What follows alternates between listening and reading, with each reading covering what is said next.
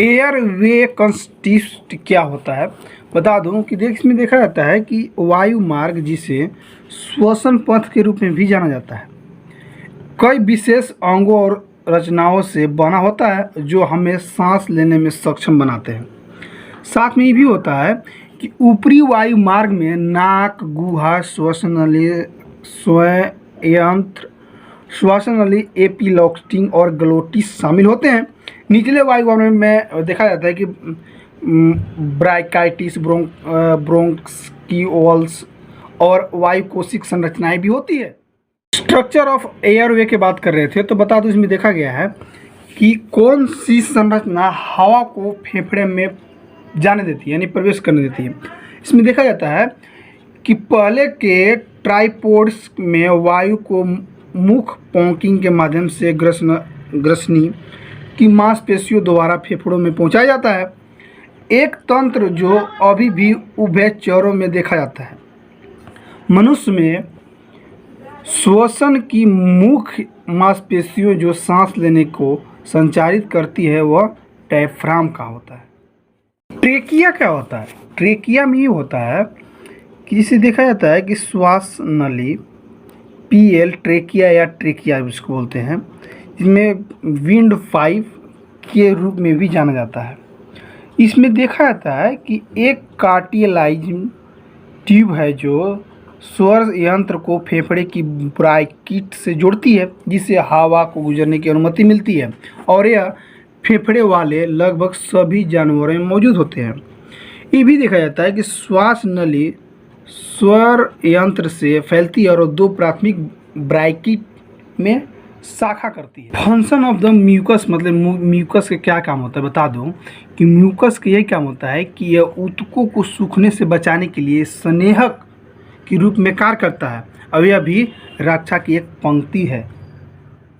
Mucus क्या होता है? म्यूकस क्या होता है बता दूं, म्यूकस यह होता है कि श्लेष्मा एक फिसलाऊ जलीय स्राव होता है जो संश्लेषित कलाओं द्वारा निर्मित और ढका होता है। इसमें देखा जाता है कि यह समान संश्लेष्म ग्रंथियों में पाए जाने वाली कोशिकाओं से उत्पन्न होता है, यद्यपि यह मिश्रित ग्रंथियों से भी उत्पन्न हो सकता है, जिसमें लस और श्लेष्म दोनों कोशिकाएं होती है। म्यूकस कहाँ पाया जाएगा?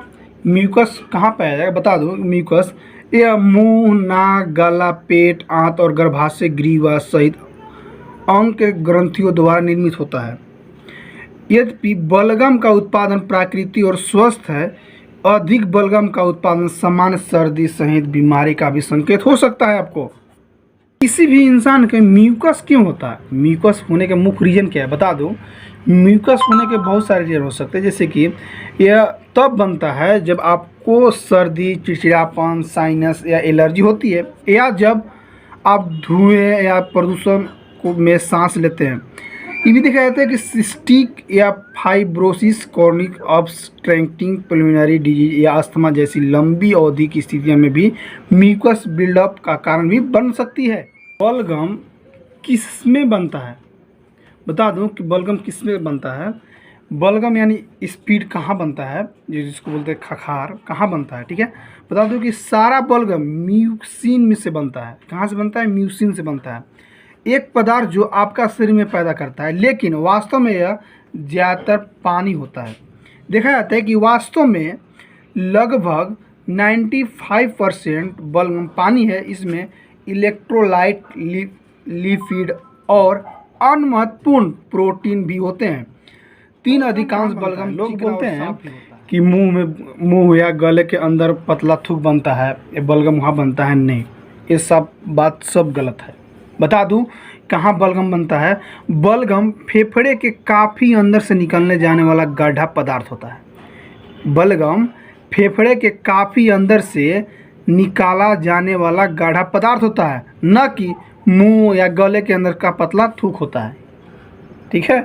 दिमाग में बैठा लीजिए, कहाँ से बनता है? फेफड़े के काफ़ी अंदर से निकलने जाने वाला गाढ़ा पदार्थ होता है, ठीक है, बलगम होता है, वहाँ से निकलता है। नाक में म्यूकस कैसे बनता है? नाक में म्यूकस बनने के बहुत सारे कारण भी हो सकते हैं, मैं बता दूं कैसे बनता है। इसमें देखा जाता है कि संक्रमण और एलर्जी के कारण नाक में गाढ़ा गोंद जैसा बलगम पैदा हो सकता है। कई पर्यावरणीय या जीवन शैली का कारण भी योगदान दे सकता है। आपकी नाक की झिल्लियाँ और साइनस मार्ग नाक का बलगम बनाते हैं। आपका शरीर प्रतिदिन 1 लीटर से अधिक बलगम का उत्पादन करता है, चाहे वह स्वस्थ हो या सर्दी से जूझ रहा हो।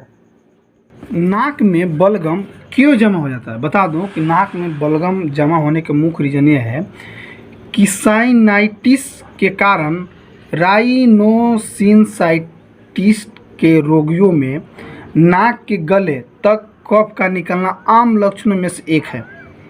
ठीक है, इसमें देखा जाता है कि यह बैक्टीरिया और कवक युक्त थूक के कारण होता है, जो साइनस के छिद्रों को अवरुद्ध कर देता है, जिससे साइनस गुहाओं में सूजन और मवाद बन जाता है। ये भी देखा जाता है कि लंबे समय तक जमा रहने से गले में मवाद भी बनने लगती है। कफ और बलगम में क्या अंतर होता है? बता दूं, कफ और बलगम में अंतर होने का मुख्य रीज़न ये भी अंतर होता है कि हालांकि वे हमेशा काम पर रहते हैं। आमतौर पर आप चिपचिपे पदार्थों को केवल तभी नोटिस कर सकते हैं जब आप बीमार होते हैं। साथ में बता दूं कि बलगम और कफ समान हैं, फिर भी भिन्न होते हैं। क्या होता है इसमें कि बलगम आपकी नाक और साइनस से निकलने वाला एक पतला स्राव होता है। कफ गाढ़ा होता है और आपके गले और फेफड़े द्वारा बनता है। ठीक है, यही अंतर है। क्या कफ फेफड़ों से आता है क्या? बता दूं कि आपको मैं सुनिश्चित कर दूं कि बलगम एक पतला साफ तरल पदार्थ है, जिसमें पानी, नमक और सुरक्षात्मक प्रतिरक्षा कोशिकाएं होती है।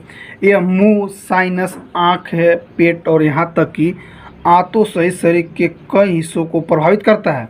इसमें देखा जाता है कि यह फेफड़े और निचले श्वसन पथ में भी उत्पन्न होता है। साथ में देखा जाता है कि इस प्रकार के बलगम को हम अक्सर कफ या स्पीड भी कहते हैं।